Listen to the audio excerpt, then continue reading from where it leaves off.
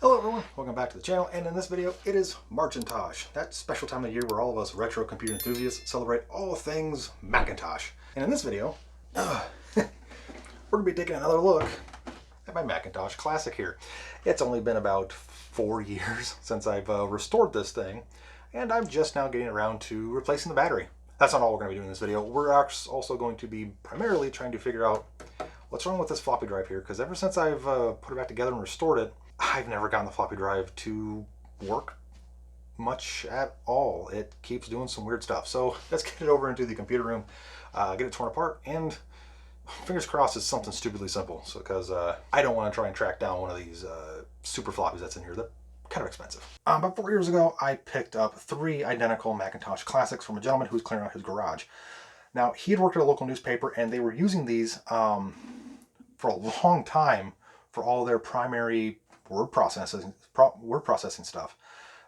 In fact, some of the files that were on the only working hard drive from one of the 3 indicated that it was still being used up until about 2003 as a daily text editor for their local newspaper. This is a very small town, by the way. So I decided to just take all 3 of them, bring them all home, and tear them all apart and see what they needed.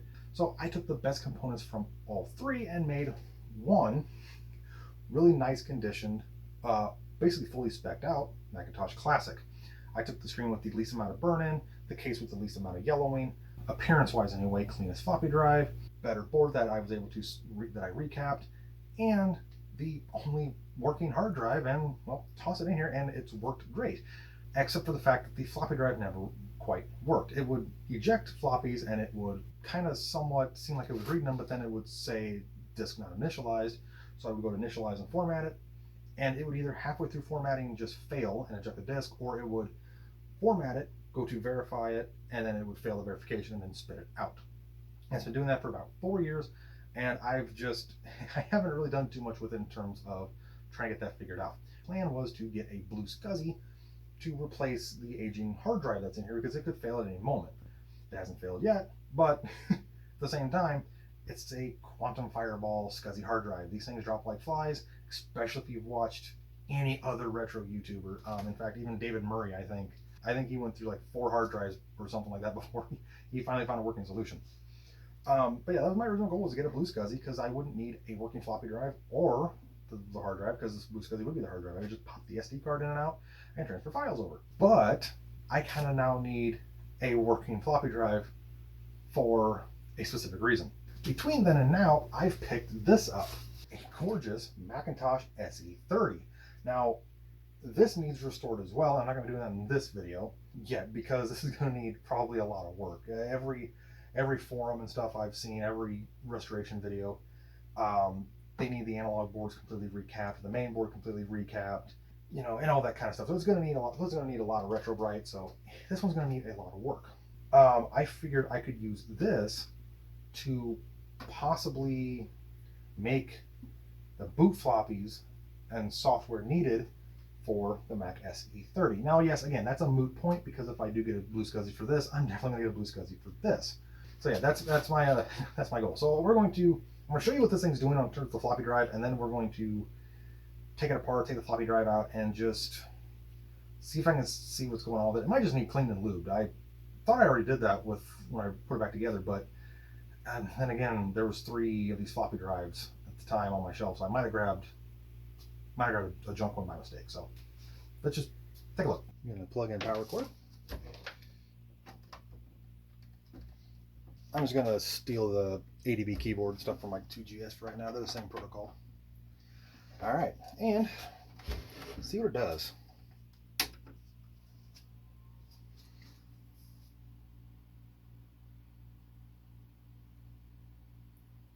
Oh no.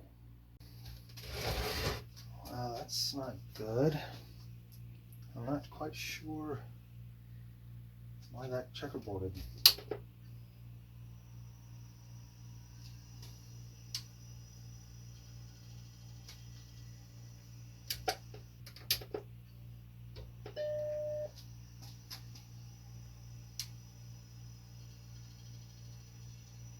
Oh, okay. Well, that was strange. Okay. And the hard drive is still working. And we have a happy Mac. I love seeing that because it means that this machine is still working. I'm not sure why it checkerboarded though. I mean, to be fair, this thing hasn't been plugged in like about a year now because last time I tried this, it just absolutely didn't work. Okay, so I'm going to show you what it kind of does. This is a brand new floppy. In fact, it came out of the same pack that I used for the Apple II GS. So I know these floppies work. So I'm going to put it in.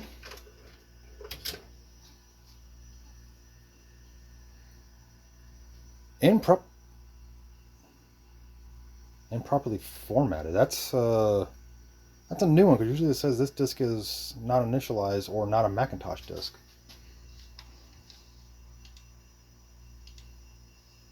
We'll just put test. That way we can just test it. So yeah, it seems to be working, but then halfway through it's going to either just start randomly skipping or whatever, and it's going to say fail. I wonder why it gave me a different error because I've never actually seen that error before. Like usually it'll say disk not initialized. Wait, what? No freaking way. There it goes. Initialization failed. That's what it. Okay, that's what it does. Okay, so that's more like it. This is what it normally will do. I don't know why it went through the entire format and then halfway through verifying and ejecting, because most time it'll format for a second and then eject. So I'm not quite sure what's going on, but I want to try one more floppy just to kind of verify it because that was kind of strange. All right, just so I'm not losing my mind on this, I have another. I believe it's a brand new floppy. The box I opened the box, so let's just try it.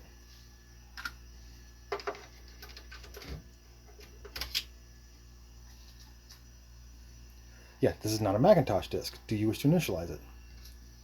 That's the error I usually get.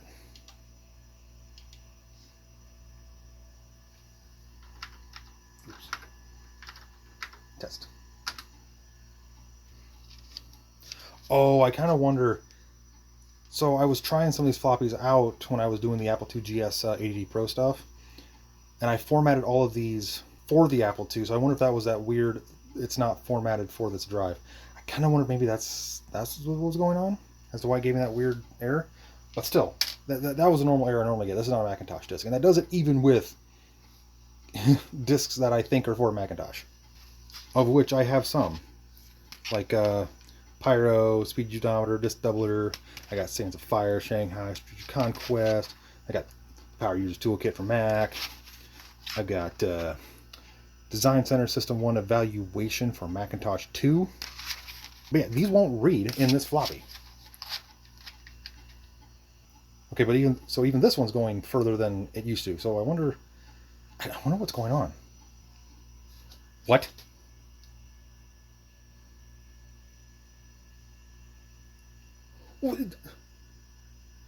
What?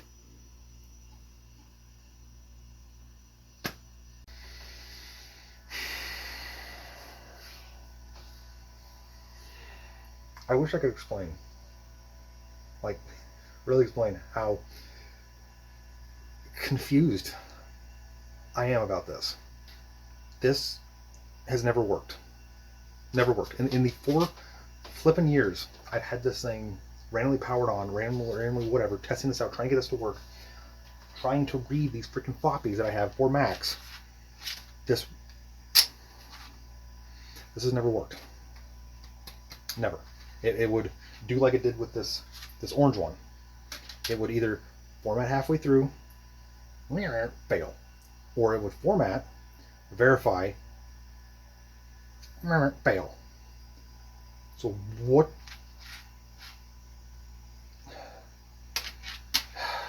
Okay, well now I want to try to see if I can read some of these disks. Eject that disk. Okay, so I have a Mac formatted floppy here. We're going to put that there. Let's just see. I kind of want to see if this one will read. Pyro, Now Utilities, Speedometer, and Disk Doubler.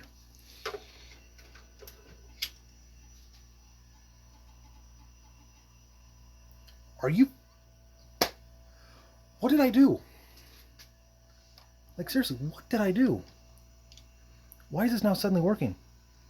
Mac Envy V2 Pyro 4.0. Are you kidding me?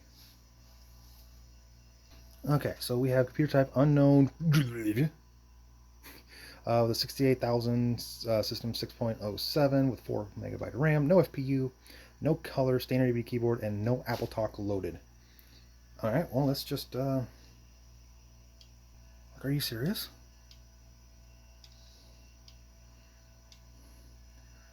Running that just. Are you kidding me? Okay, so I have a CPU of 1.01, desk of 0.43, math of 1.0, and overall of 0.89. Why is this working now? Like, seriously.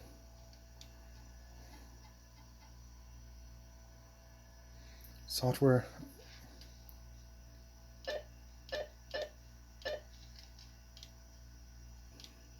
Like, seriously, this is... Okay, so, okay.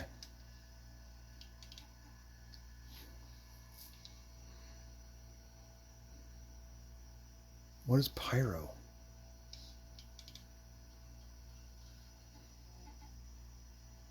What is this? Well, now that's working. I'm curious. Installation instructions.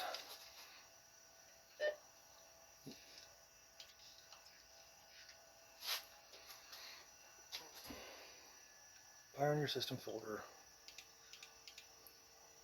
Also put Pyro module system folder, Pyro module folder, sure this you can know. For system 7.0 not yet released as of writing and stuff, when you can put Pyro in. Okay. But what is Pyro?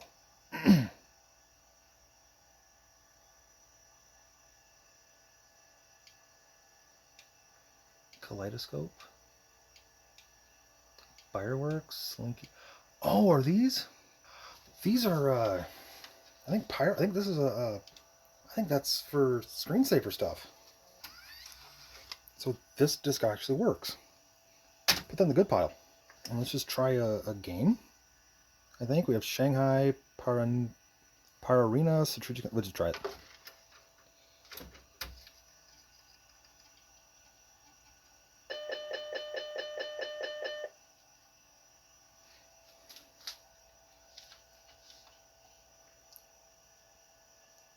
Infected by a WDEF virus. Oh, well then we're not gonna. Nope, we're gonna eject. Okay, so do not use that. All right, let's try. I just want to see if something works in here.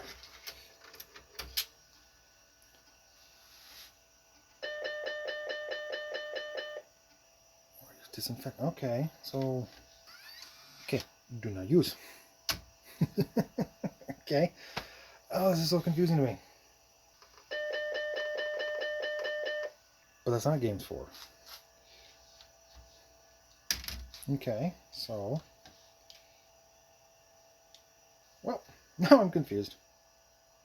Alright, so the floppy drive, I guess, is just freaking working now. Okay, but this is good. Now, holy crap, that's actually kind of weird. I want to try a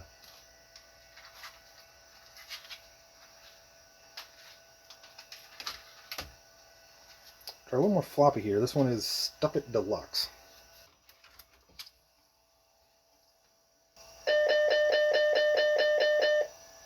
Why does it keep doing that?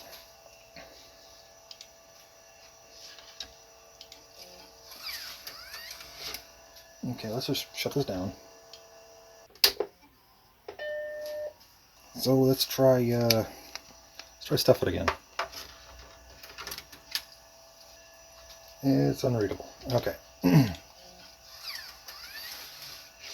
But just for fun, I want to see if it'll reread what I already did.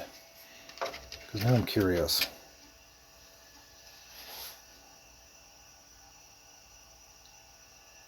Okay, so this is what it normally does. Okay, because this floppy was just working. So, there is a problem. What about the one it actually formatted? Okay, so I do have a problem with the floppy drive now. Now I wonder if it just got dirty, so I want to see if I can... I need to lube it out. I'm going to take it apart and clean it. I'm a little confused as to why that just worked. Well, worked and then didn't work. So we're going to remove this entire drive assembly and clean and lube that floppy. Be careful not to bump the neck of that tube or touch it.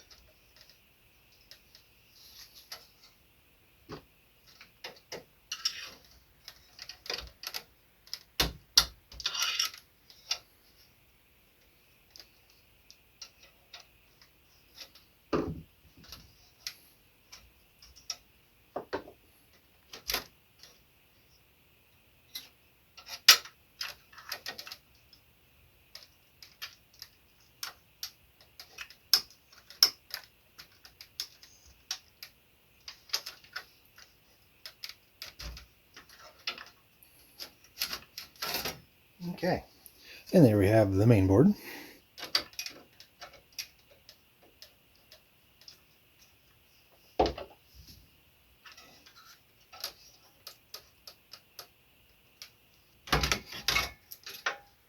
Alright, let's get the drive out of the housing.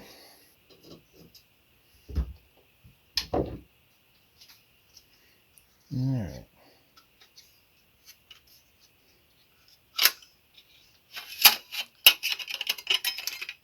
Well, doesn't that look familiar? Almost like it came out of the Apple II housing. And yeah, this is one that I did not lube up. So we're going to go take care of that real quick. Okay, so we're going to clean and lube up this drive real quick, do a quick service on it. You may, I should mention, and you may notice that this is not the drive I pulled out of the Macintosh Classic. It's one of the spare ones from one of the other ones, because the footage I got of me doing this before, turns out, yeah, you need to make sure that your camera's facing the right direction.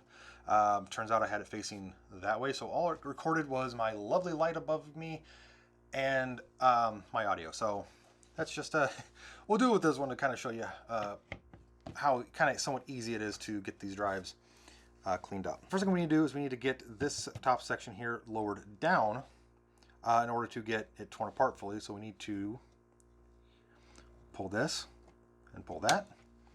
It will drop down, and then from there we can pull these springs off. It is a lot easier if you have tools, like a small pair of tweezers, but be able to get it unhooked. Okay, now that we got it all the way down, we need to get this black spacer off. So I'm going to do that while it's down, because you don't want to put too much tension, upward tension on this part right here. This is the part of the reader head that the spring right here that will deform and it will knock it out of alignment. And apparently there's ways to fix it. I've been told there is, but I have not gotten it to successfully work. Okay, so now that we've got that done, we got the springs undone. I'm going to push it back just a little bit to unlock that, and then it'll just pull out and lift out. Yeah, this drive's actually a little bit dirty. Maybe this one wouldn't work. Now, I don't have the tool to do it, but you can take these 4 little lock washers off to fully remove the sliding mechanism, which we're not going to fully do right now. A little bit of alcohol on a toothbrush and just start scrubbing away the old grease. And yes, you want to make sure you use an old toothbrush for this. Don't use one that you use all the time, because well, A, that's gross. Now, even though this will air dry, I'm just going to get most of it up right now. And look at that. Even without any extra grease, that does work just fine. So I actually don't have any of the lithium grease with me. I don't remember where my little tub went that I just flipping used to do the original drive. So I think I put it up somewhere when I was moving stuff around. So yeah, that moves a lot easier. You don't want to do a lot of grease. You want to basically do just enough to be underneath these washers and in this guide rail here, so it slides back and forth. Now we have all this mechanism stuff. This is all the important stuff, because that old grease gets in there and it gets all sorts of bound up and gummy, and it's not a good time by all. I also want to be careful to not accidentally unhook that spring, because it's kind of not a fun one to get. And don't be afraid to be liberal with your alcohol. You can't hurt this. It's all metal. Now, as for lubricating this section here, I have not really found a great amount of lubricant to put on here. I try to avoid putting it over here, especially because this can get gummed up even with... the lithium grease I use is actually pretty thin, but even then, after once in a while, I notice it got gummed up, especially on this one, where these pins are underneath the washers. Maybe a tiny bit on this slider pin, but for the most part, that's a lot better. And look at that. All the way down, we're going to put this spacer back in without pushing the head down. Reattach this, and I am doing this horribly because I do not have tweezers. If you have tiny fingers, it makes it easier. I have big fat fingers. Makes me soldering stuff a challenge. There we go. Let's try it with a floppy drive. Look at that. It basically just throws the floppy out. That is a lot better. I actually did a better job lubing this one this time than I did the first time I did it. So, yeah. I would say we're going to go put this one back into the Mac Classic, but that one's already in there. This was just a, pre-recording this section. So, yeah, back to the video. One lubed in surface drive. Just get it put back together and see what happens.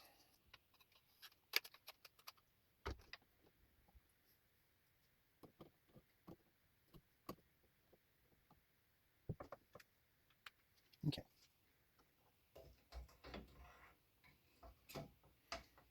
I just know there's going to be some sort of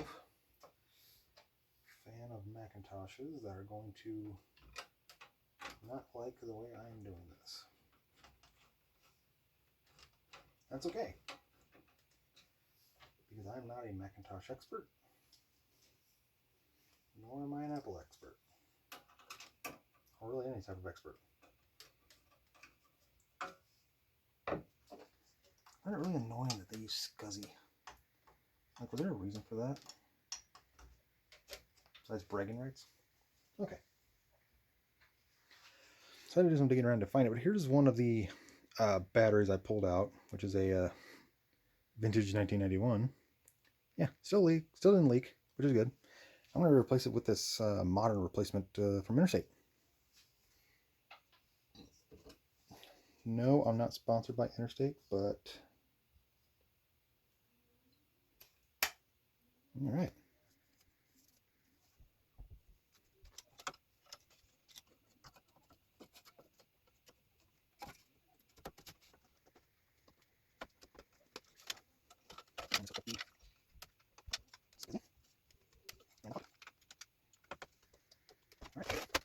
Okay, so now let's see if well, this video is actually worth me, well, even starting. I mean, I'm still going to release it anyway, whether or not this whole works, but no matter what, I got the battery replaced. So, progress. It's more progress than I've made in 4 years.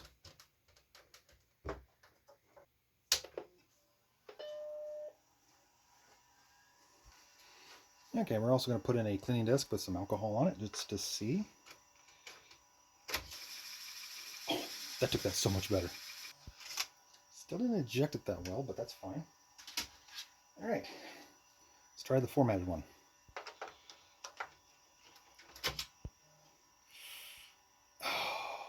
Disc is damaged.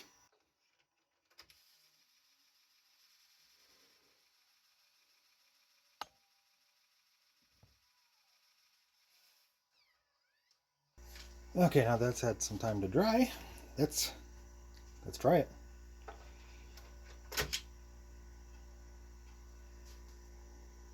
Yes! Oh, that's awesome.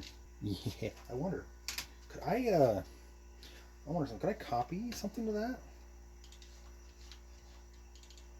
On the hard drive. Utilities. Oh, I do have disinfectant. Cool.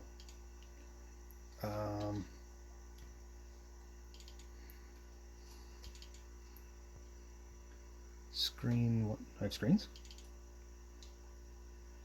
I don't have an application that'll open that. Okay. What can I copy?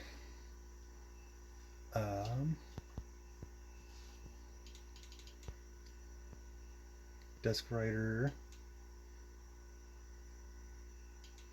Finder, General.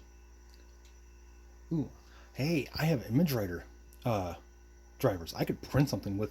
Ooh, that'd be fun. Could I straight up just print like or copy system to it? I can. I don't even know if this is the right way to make a boot to floppy or not, but I'm going to try it. Let's just do.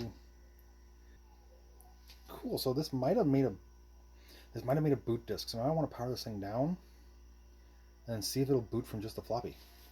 I'm gonna try it. All right. So I've got the hard drive unplugged. We're gonna see if it boots from straight floppy.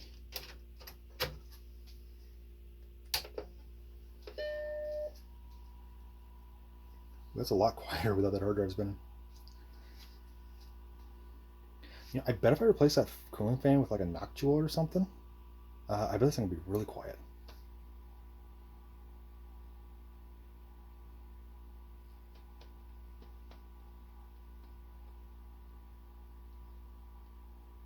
Actually, I don't even know if this is the correct way to make a boot disk like this. I don't think that's how the right way to do it. I mean, if it doesn't work, I'll have to, you know. Holy crap, it does!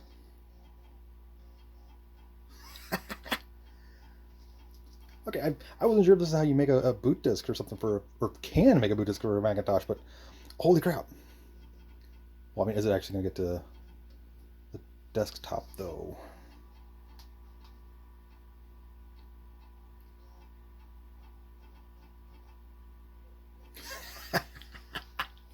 Yes.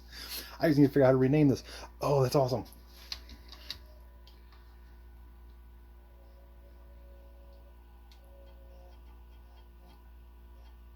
It might not do it because the control panel might not.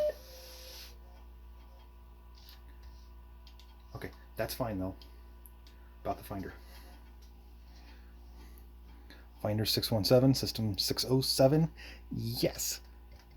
System, it contains 170K. Awesome. This works.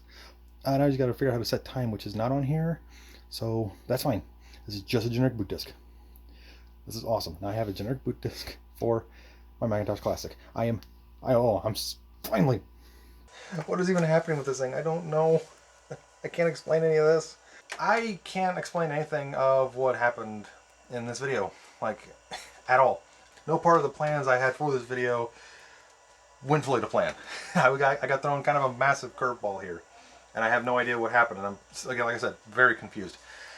But, to be fair, this was the ultimate goal for this video, which was to get a floppy drive solution of some kind sorted out for the Macintosh Classic here that I've had for 4 years and it's never worked correctly, to finally work correctly and be able to handle floppies properly. Formatting, reading, writing, and apparently booting, which is amazing because I'll be honest, I don't even know if that's the correct way to make a bootable Macintosh floppy. I just tried something by copying system over to a formatted floppy and it just seems to boot it. Obviously there's some files and stuff that are missing and possibly broken, and it might not fully work correctly on any other Mac that I have. In fact, it might only boot this one, not my SC30 in the future. I will have to see when we get to that point. Yeah, this the whole curveball with this video was it just worked. I mean, it didn't work right away, but it just started working, and it's worked fine ever since. It's reading and writing floppies. It's booting from floppy just fine, and I have zero clue as to why. Like I said, for 4 years it hasn't. It's been giving me the same 4 errors.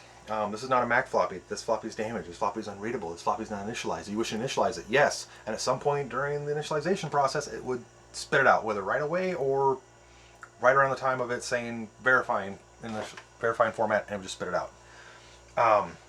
So yeah, I have no idea what happened. No idea what's going on.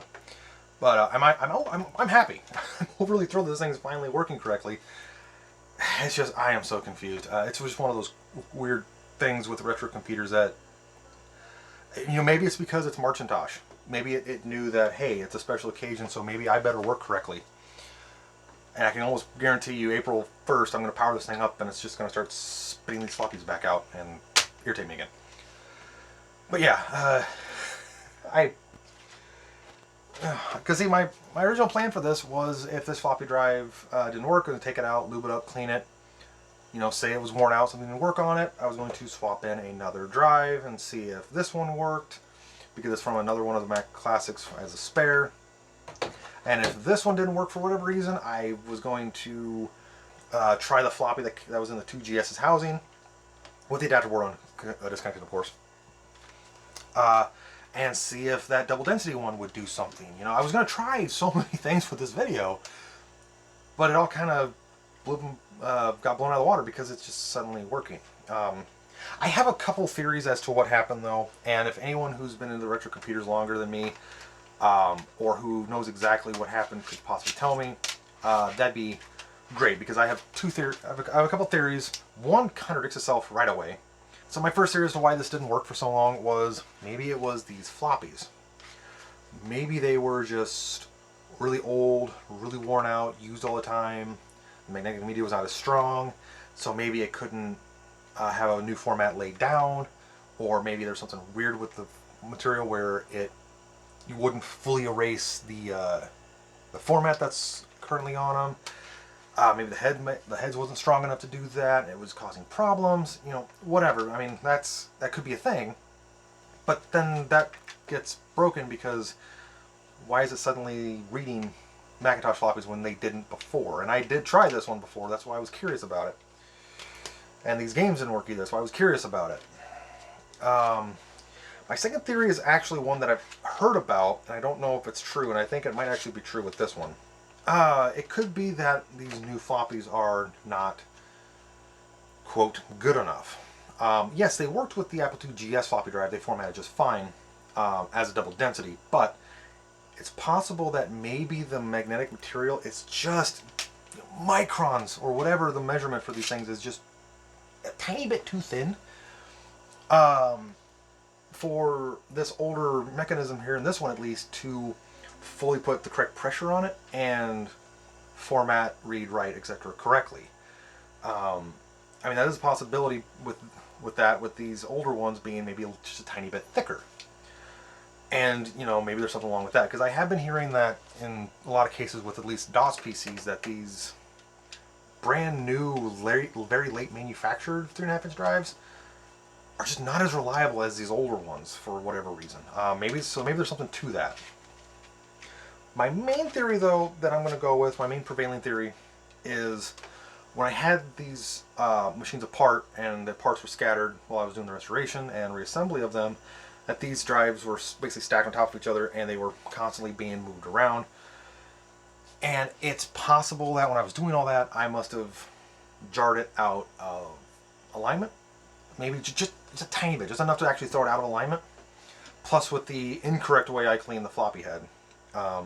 Even though I didn't overly bend the spring, I did put a Q-tip between the read-write heads and clean them that way with some isopropyl alcohol. That is actually a no-no with these Macintosh drives and Apple drives. You're not supposed to do that. You're supposed to actually use a cleaning disc on these style, because that spring's really, really weak and can get knocked out of alignment, tweaked, and have it be an alignment nightmare. So you're supposed to use these, and I didn't, because I didn't have one at the time. So maybe coupled with that, maybe it just would never read correctly, and for whatever reason, between me moving it around constantly, maybe this final time when I did, it jarred it back into correct alignment. And it's, you know, fine now. It sounds like that last one sounds pretty silly, but at the same time, throwing floppy drives around is how they do get knocked out of alignment, can be knocked out of alignment. So who knows, maybe? With all that confusion and slight irritation aside, like I said, it's now fully working, which was the whole point of this March-intosh video, which was to get my Macintosh Classic 100% operational and fully restored, top to bottom, stem to stern, the whole 9 yards. I got a new battery put in it, which was my original goal for me taking this thing back apart, and the floppy drive fully working, even though I didn't do anything to it, which I was planning to be honest. Yeah, really the only thing I have left to do is to put it back together and get a Blue SCSI order for it for some point in the future, because there's really no upgrades I need to do to this. It's fully maxed out as it is. The Macintosh Classic is not really known as the most powerful of the Macs. It's one of the latest ones, being from 1990, 1991, this form factor. But it's not known as the most powerful. In fact, it's actually regarded as somewhere in the middle, only being able to table a max of 4 megabyte of RAM with the 1.44 megabyte floppy drive, and I believe it's a 20 megabyte hard drive. I think it can take up to 40 megabyte, if not maybe a little more, just because that's what the options were for it. But yeah, the only future upgrade I can possibly do this thing is Blue SCSI, which is what I'm going to be doing in the future. That way, with the working floppy drive, I can copy files instead of to it, from it, so I can put some stuff on the SE30 once I get it working, which I'm pretty sure, again, is going to be a headache. But yeah, this was actually a really fun and interesting turn of events in this video. Again, was not expecting any of this to happen and just work the way it did, but it did. So hopefully the SE30 restoration is going to be a little bit more interesting when I get to it, because this was kind of more of a, I guess technically like a part 4 of the Mac Classic restoration, because I finally have the floppy drive restored, even though I didn't do anything to it, because it just decided to magically work. Now that it's working, if you want to see me run any games or software on this Mac Classic and all of its monochrome black and white glory, put it in the comments, and well, I'll see if I can find a way to write it to floppy and then put it on the hard drive and mess around with it a little bit, because I absolutely want to play with this thing off and on, especially since I now know it has drivers for the image writer here, so I can do some printing with that as well. Trying to figure out why it didn't want to print graphics before. I think it just might have been BeagleDraw on this. If you have any advice for when I'm restoring the SE30, I'll gladly take advice for that. I guess one little thing, as I mentioned before, is that if I ever do come across like another Macintosh that I would like to get to into my collection, I do want to further clarify that I am looking for a Macintosh of some kind that would run System 7 or 8 specifically. I have the iMac G3 that can run OS 9, and I have this that can run OS 6 or 7. The SE30 can run 6 or 7. I would kind of like to find something that can run a late 7 or early Mac OS 8. I do have this Centrus 610 that I've had for a couple years now too, but the motherboard was completely eaten away from battery damage. I've been checking some stuff on it, and I don't think I'm going to be able to bring it back, so ideally I can find something like that. But that'll be, again, future stuff. So yeah, again, thank you all so much for watching my submission for March-intosh this year, and I'll see you on the next one. Thanks for watching.